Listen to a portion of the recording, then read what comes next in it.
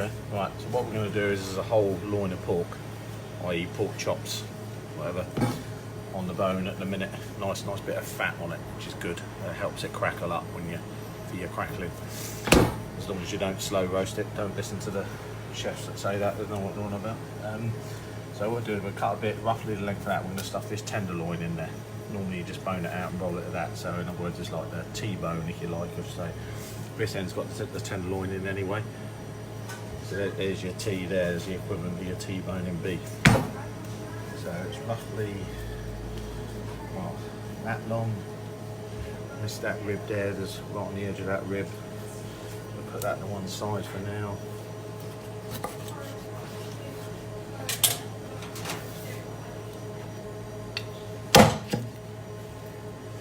One hit.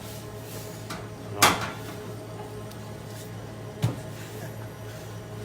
Nice. Right, so we use our scratcher to score it nice and fine.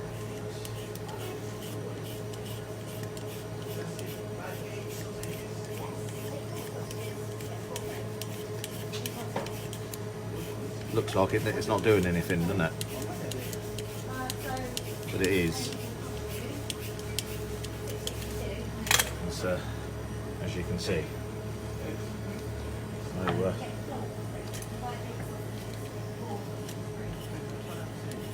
I'm just struggling with a bit of mass here.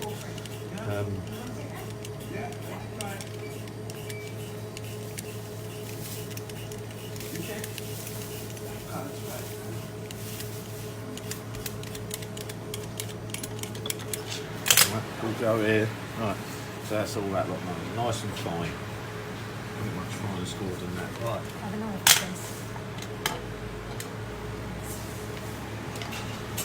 Okay.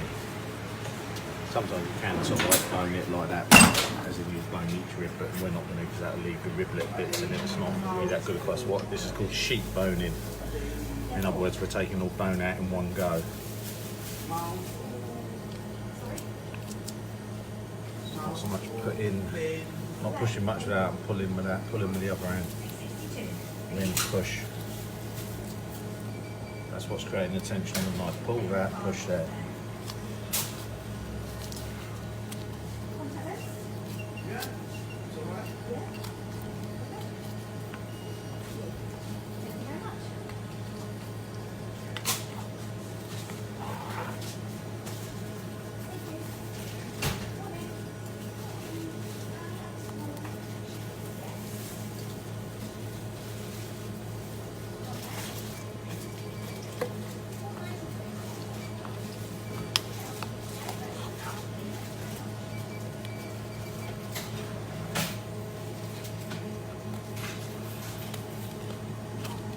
Nearly there.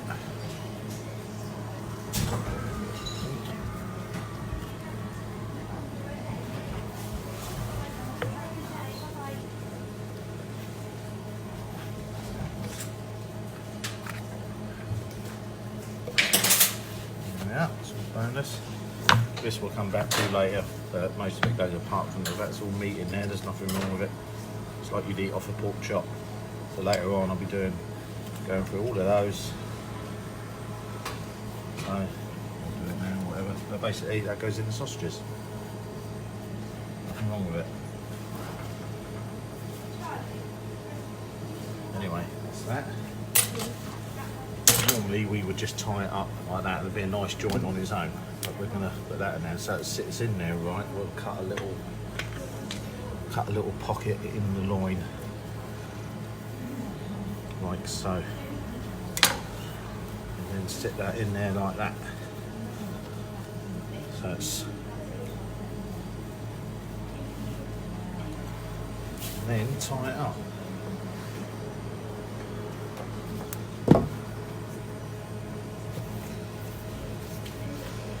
Remember the knot?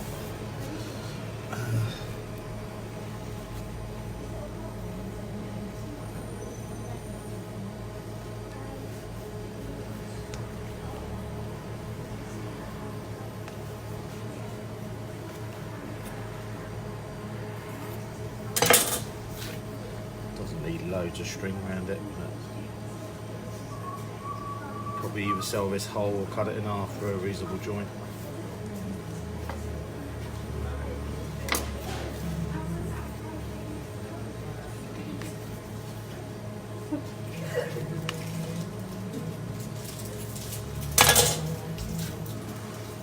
Stand back a bit when I'm using that knife to cut the string.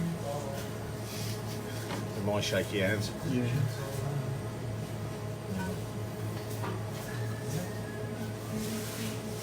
String, keep string. Pinch it up, not all in a straight line. String same distance apart.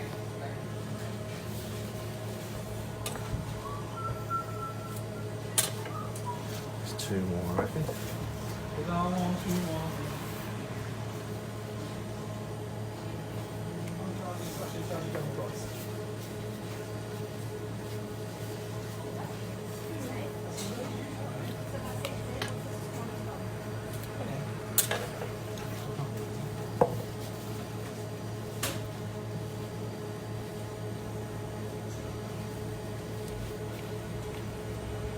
Nearly done. The key with this is don't slow roast. It's the biggest load of rubbish ever.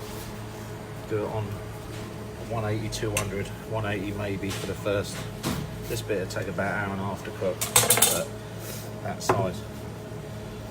And don't put salt on at the beginning. Lay foil out like that. Imagine this was half of that. I don't want to cut it in half because I might sell the whole bit, but we'll see. But you had half of that, you lay foil out, plonk that in the middle, turn the edges up but not covering the rind. After about half hour, its juice will give out, spoon its own fat onto the top of it, then sprinkle the salt on it, makes it sticks better to it. You put it on the beginning, it'll just fall off. And half the size of that would take just over an hour to cook. And for the last 40 minutes, you want it to turn up to 200, and for the last 10 to 15 minutes, whack it up to 220. That's when you get heat blisters on the crackling, which that's what makes it snap in your teeth. If you slow roast it, it doesn't get hot enough to make it snap, if you know what I mean, get heat blisters on it. It doesn't get hot enough. It's the biggest load of rubbish ever. So 200 at least. Anyway, that's it.